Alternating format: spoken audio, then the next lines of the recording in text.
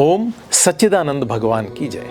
दोस्तों, पिछले वीडियो में शिव प्रसाद पाएं या ना पाएं, इसके बाद अब बताते हैं कि जप, क्योंकि साधना का सबसे मुख्य एक अंग है कि हम जप कैसे करें।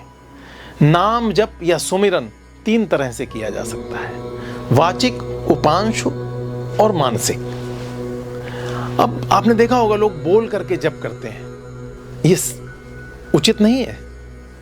तो वाचिक, उपांशु, वाचिक माने बोल के करना, उपांशु यानी बुदबुदाना धीरे धीरे, और मानसिक यानी मन में करना। शास्त्रों में वाचिक जप को अधम श्रेणी में रखा गया है, जबकि उपांशु को मध्यम और मानसिक जप को उत्तम श्रेणी में रखा गया है। कहते हैं मानसिक जप से अनंत कोटि जप के फल का लाभ मिलता है। आइए इसको ठीक प्रकार से हम समझाते हैं। आपने देखा होगा जब कोई गुरु आपको मंत्र देता है तो वो मंत्र आपके कान में बोलता है, उसे शब्दतः नहीं बोलता गुरु, मंत्र आपके कान में बोल के देता है। क्यों? मंत्र बीज रूप होता है और बीज हमेशा गुप्त होता है। बीजे को कहीं भी डाल दो, कोई फर्क नहीं पड़ता, सूखा हुआ वैसे ही किनारे पड़ा रहेगा, आप देखते हैं।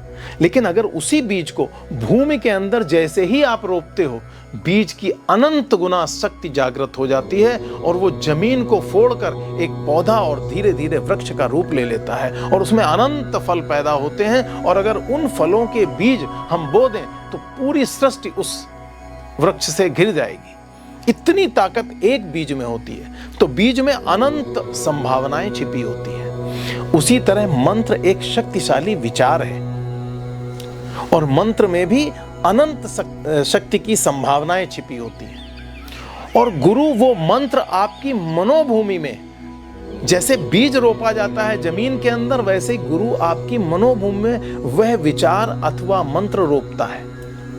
आपने मंत्र, मंत्रणा, मंत्री, ये सब बातें सुनी है, ये सब मंत्र से ही बने। ये मानसिक स्तर की बातें, मंत्र मानसिक स्तर पे होता है। राजा को मंत्री गुप्त मंत्रणा देता है, गुप्त विचार देता है, इसलिए मंत्र जप में बहुत सावधानी बरती जाती है। माला तक का दर्शन नहीं लोग कर सकते, इसीलिए वह एक झोली में जपा जाता है। और मैंने माला वाले में आपको बताया था कि मृगी मुद्रा में जपा जाता है। और ऐसे ही नहीं जपना चाहिए कि आवाज हो, उसमें आपको ऐसे बोलना चाहिए जैसे भंवरे की गुंजन होती है, कि आपके कान को सुनाई दे पर दूसरे को ना सुनाई दे। और जब धीरे धीरे आपका मंत्र, ये आपका अभ्यास पक जाए, तब आप तीसरी जो श्रेष्ठ अवस्था है जप की, मानसिक जप करना चाहिए।